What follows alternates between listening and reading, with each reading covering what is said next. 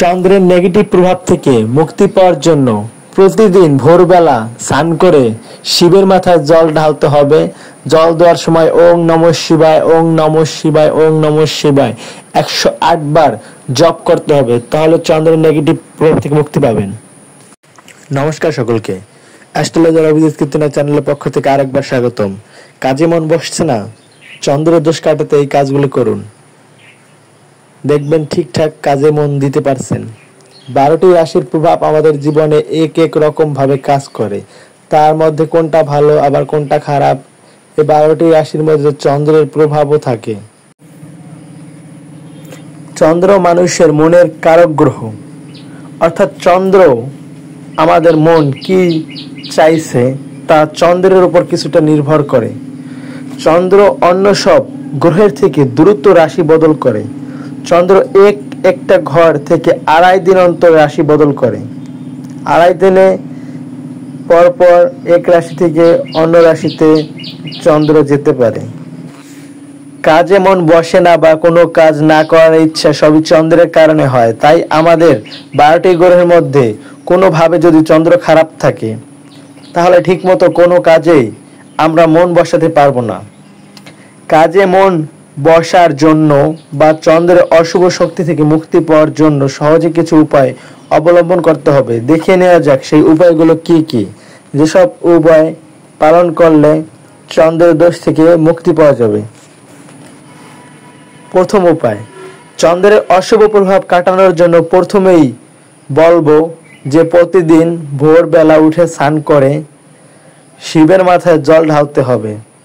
জল দেওয়ার সময় ওং নমঃ শিবায়, ওং নমঃ শিবায়, ওং নমঃ শিবায় এইভাবে 108 বার জপ করতে হবে। অবশ্যই ভোরবেলা এই উপায়টি পালন করবেন, তাহলে সূর্য ওঠার আগে পালনটি করলে চন্দ্রের দোষ থেকে মুক্তি পাওয়া যাবে। দ্বিতীয় উপায়, প্রতিদিন সোমবার কোনো গরিব বা ভিখারিকে আতপ চাল, সাদা নতুন বস্ত্র, দুধ বা দই, সাদা পবিত্র দান করতে হবে। এখানে প্রত্যেক সোমবার আপনি যথাসম্ভব সাদা বা শ্বেত জাতীয় কোনো জিনিস অন্য একজনকে দান করতে পারেন। এই দান করার ফলে আপনার চন্দ্রের দোষ অনেকটা কেটে যাবে। এই দ্বিতীয় নিয়মটি পালনের মাধ্যমে আপনারা চন্দ্রের নেগেটিভ প্রভাব থেকে মুক্তি পেতে পারবেন।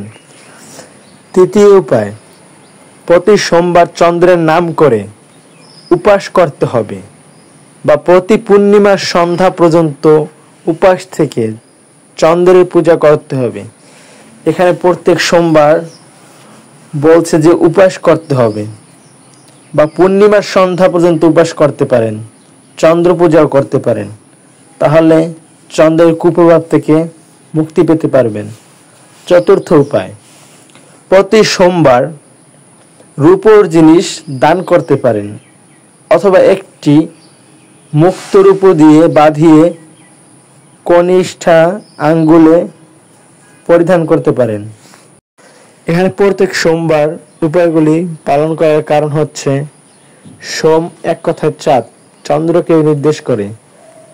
সোমবার দিনে চন্দ্রগ্রহের প্রভাব থাকে, তাই সোমবার দিন এই উপায়গুলো পালন করলে চন্দ্রের খারাপ প্রভাব নেগেটিভিটি থেকে মুক্তি পেতে পারবেন। ভিডিওটি ভালো লাগলে অবশ্যই লাইক, কমেন্ট, শেয়ার করবেন এবং সাবস্ক্রাইব করে আমাদের পাশে থাকবেন। ধন্যবাদ সকলকে।